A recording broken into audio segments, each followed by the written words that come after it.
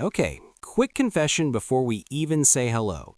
This morning, I picked up my phone 17 times before I even made coffee. I counted 17. 17? 17!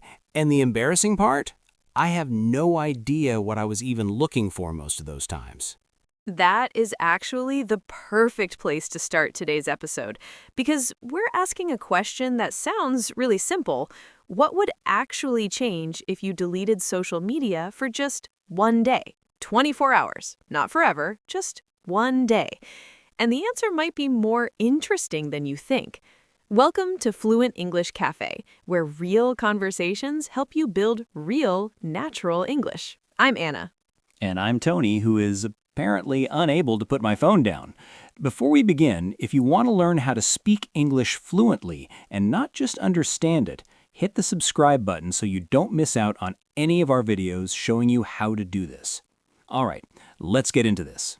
So here's why this question is interesting to us as a language podcast.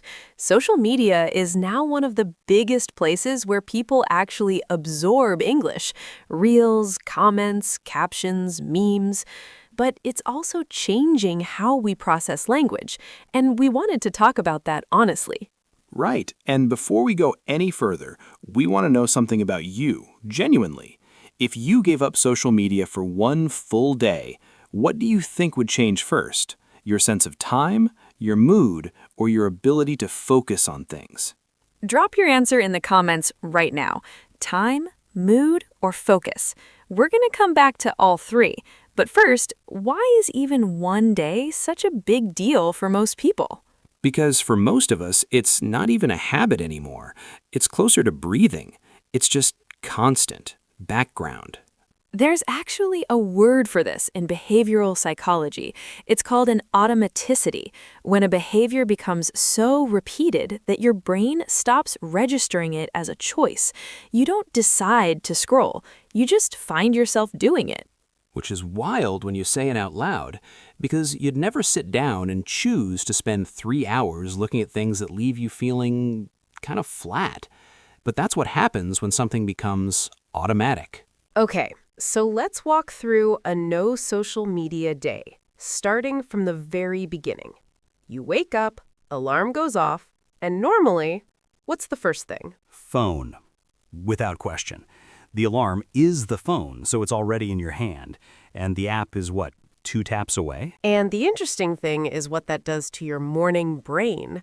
Before you've spoken a word, before you've had water, before your eyes have even fully adjusted, you've already started processing other people's lives, their posts, their opinions, their highlights from yesterday. So your head is already full of other people's stuff before your own day has technically started. Now imagine instead, the alarm goes off, you put the phone face down, and you just lie there for a minute with nothing loading. Honestly, that sounds peaceful, but I think the first feeling would be weird, like something's missing, like forgetting your wallet. Exactly.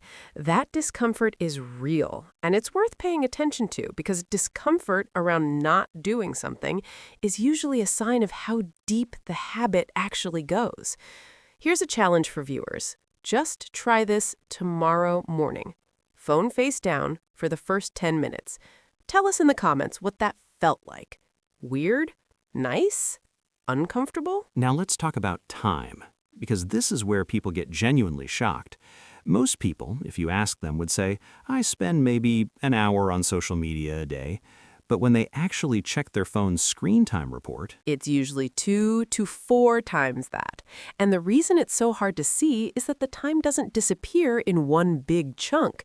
It's more like 3 minutes while you wait for the kettle, 5 minutes between meetings, 8 minutes in a queue, 10 minutes before you sleep. None of those feel like spending time, but at the end of the day, 2.5 hours. Gone.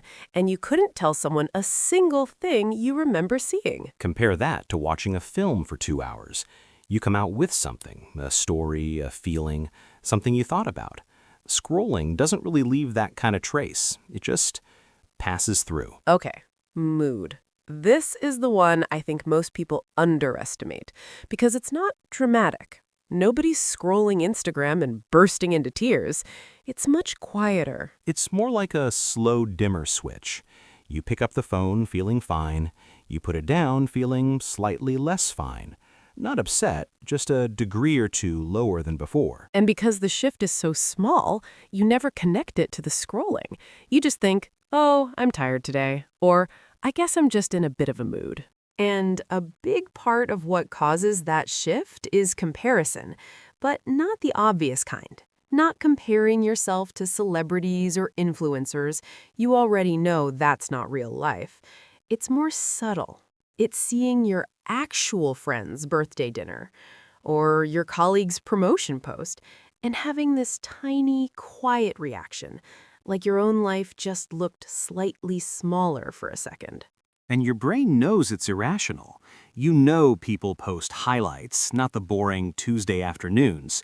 But the feeling doesn't check with your logic first. It just shows up. On a no social media day, that background noise goes quiet. And what a lot of people report is this. They didn't expect to feel calmer. They expected to feel bored. But instead, there's this subtle sense of steadiness, like the comparison engine just switched off. Right, and you don't notice it's been running until it stops. Now, focus. This one I find the most fascinating because it affects you even when you're not on your phone. Explain that. So, social media is built around constant switching. One post, then an ad, then a video, then a story, then back to posts. Nothing stays still for more than a few seconds. And if that's the environment your brain spends a lot of time in, it starts to expect that rhythm everywhere. So you sit down to read an article or write something or have a conversation without checking your phone, and your brain gets restless, fidgety, like it's waiting for something new to appear. Exactly. And that's not a character flaw. That's literally your attention adapting to the environment you've trained it in. I notice this with reading. I used to read for an hour straight, no problem. Now I'll get through a few pages and have this urge to just check something. Even though the book is great, the book hasn't done anything wrong, it's just still. And stillness now feels unusual, which is a genuinely strange thing when you say it out loud. Human brains were never supposed to be uncomfortable with nothing changing for 30 seconds. On a no social media day, something interesting happens after a few hours. The fidgeting starts to settle. Your attention starts to find things again. You notice the room. You follow a thought further than usual. You get into something properly rather than grazing across the surface of 10 different things. The hardest part of the day? Evening, because that's when the habit is strongest for most people. You finish work, you sit down, and the phone is just there. And scrolling has basically become relaxing. It's woven into rest. But here's the thing. It's not really rest. Your body is resting, but your brain is still consuming, still reacting, still processing. It's like calling it a day off while still checking your emails. On a no social media evening, you might actually notice how tired you are. And that might sound bad, but it's actually useful information. You're meeting the actual end of your day rather than masking it with stimulation. And what fills the space instead is interesting. Maybe a longer conversation. Maybe you actually watch the show you've had on in the background instead of half watching while scrolling. Maybe you just sit there for a while, which sounds boring, and at first it kind of is, but then it passes into something that feels a bit like relief. So, time, mood, or focus? Which one shifts first? Honestly, we think it depends on the person, but here's what most people agree on. The first thing they notice isn't how much they miss it, it's how much mental noise quietly disappears. This isn't about deleting your accounts or going off the grid. Social media is genuinely how people connect, learn, laugh, find communities. There's real value in it.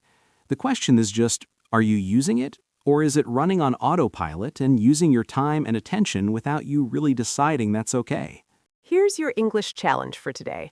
In the comments, write one sentence answering this. If I had no social media for one day, the first thing I would notice is full sentence. Natural English. We read every single one. And if you're learning English and you want conversations like this, real topics, real language, real speed, hit subscribe. We've got more of these coming.